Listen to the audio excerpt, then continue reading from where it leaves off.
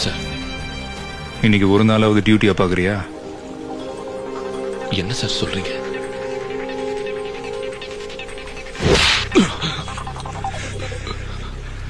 எங்க இருக்கான்? யார் சார்? காக்கி சட்டை போட்டதுக்கு நீங்க ஒரு நாளாவது நேர்மையா வேலையா போறாங்க. மலை மாதிரியான உலகம்.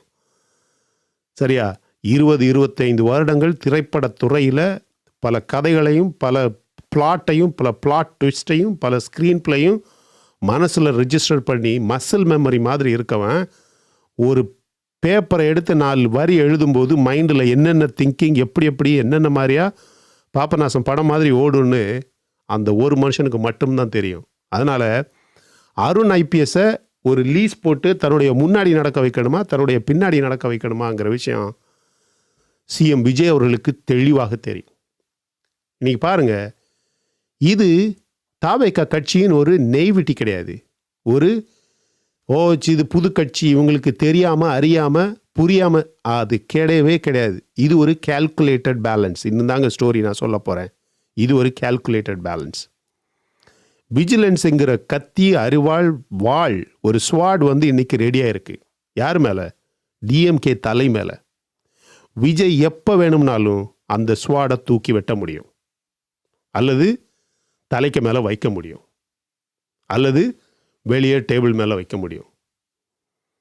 அந்த ஸ்வாடை தூக்க முடியும், எப்போ வேணும்னாலும் வெட்ட முடியும், தலைக்கு மேலேயே வைக்க முடியும், இல்லைன்னா கீழே வைக்க முடியும்.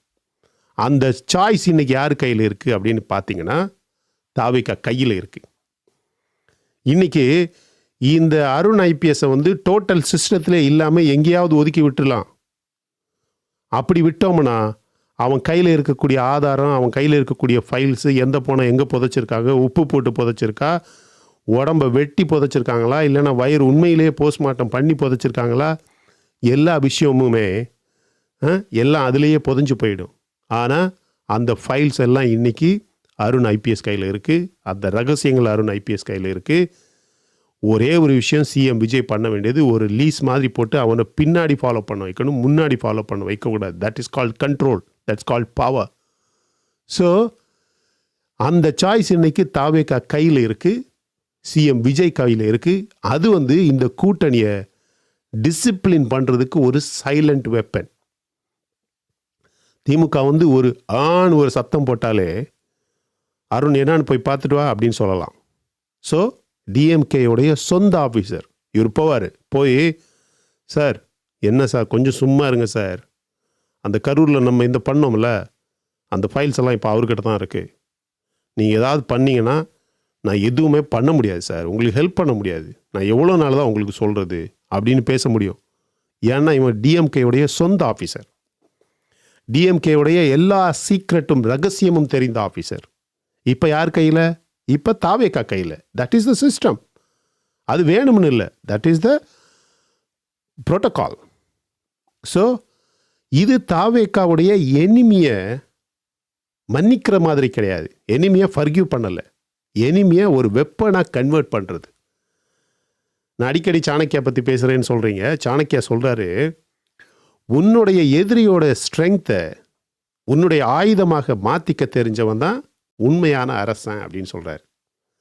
இப்போ இடையில கூட ஒரு இன்டர்வியூவில் அந்த மணிங்கிற ஒரு ஜேர்னலிஸ்ட் பேசிக்கிட்டு இருந்தார். அவர் சொல்கிறாரு, அவர் ஒரு ஆங்கில படத்தில் பார்த்தேன் அப்படின்னு சொல்கிறாரு, உன்னுடைய எதிரி தவறு பண்ணும்போது never disturb him, never disturb when your enemy is making a mistake.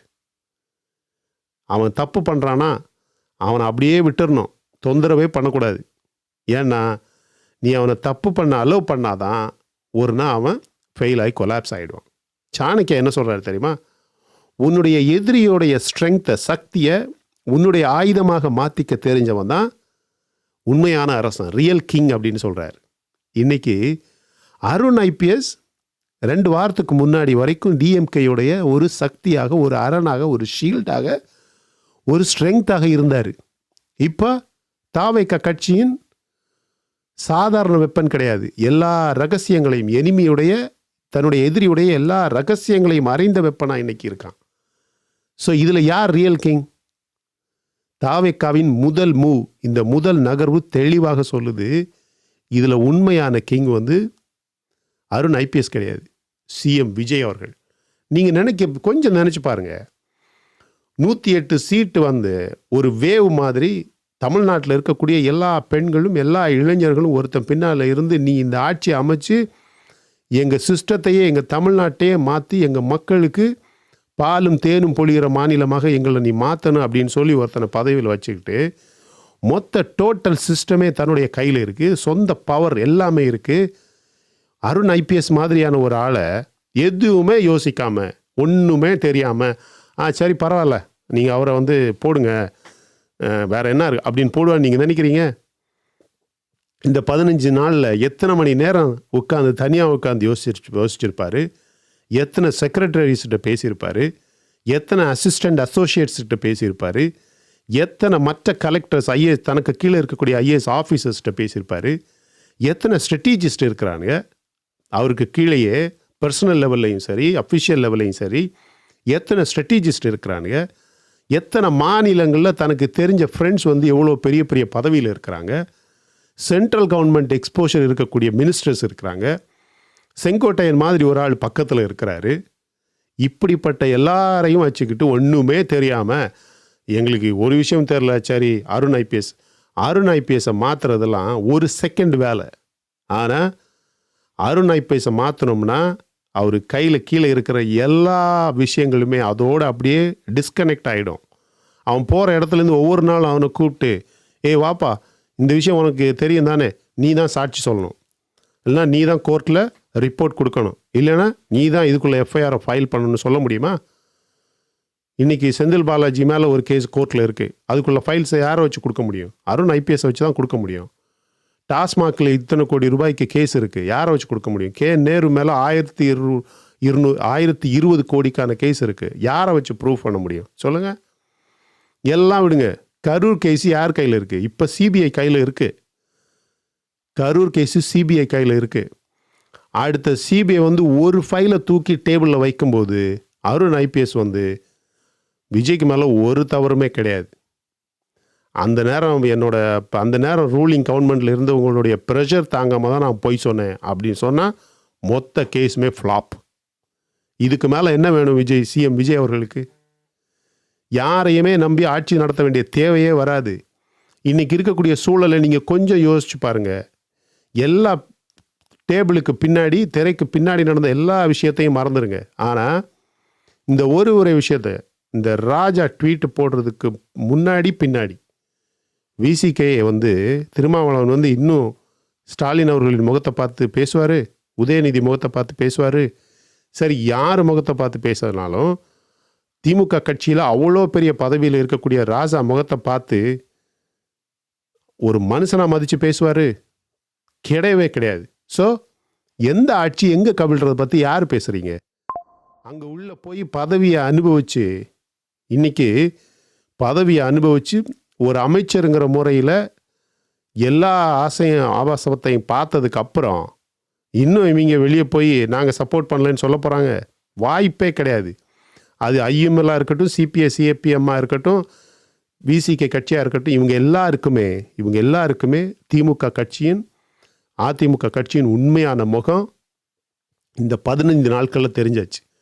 108 சீட்டோடைய ஒரு அங்கேயுமா ஆரம்பித்த ஒரு ஆட்சி இப்போ அப்படியே காங்கிரீட் போட்ட ஒரு 40 பில்லர் போட்டு கட்டின கட்சி மாதிரி ஸ்ட்ராங் ஆகிடுச்சு. மை டியர் ஃப்ரெண்ட்ஸ், இந்த மாதிரி நேரங்களில் ஆட்சி கவிழ்ந்துருமோ, ஐயோ திருமாவளவன் சொல்கிறாரே, அல்லனா காங்கிரஸ் சொல்லுதே அப்படிங்கிறதுக்காக அருண் ஐபிஎஸை இந்த லஞ்ச ஊழல் துறையில் தூக்கி போட வேண்டிய தேவையே கிடையாது. உண்மையாகவே சொல்கிறேன். நான் சொன்ன இந்த விஷயங்கள் தான், இந்த தரவுகள் தான். கரூர் சம்மந்தப்பட்ட விஷயம் அருண் ஐபிஎஸ் கையில் இருக்குது. அந்த போஸ்ட்மார்ட்டம் ரிப்போர்ட்ஸுக்கு பின்னாடி இருக்கக்கூடிய மறைமுகமான விஷயங்கள் அருண் ஐபிஎஸ் கையில் இருக்குது. அந்த இன்சிடெண்ட்டுக்கு முன்னாடி 1 வாரம் 2 வாரம் அந்த டைமிங்கு, யாரை எங்கே பிளாக் பண்ணது, எல்லா டீட்டெயில்ஸ் அருண் ஐபிஎஸ் கையில் இருக்குது.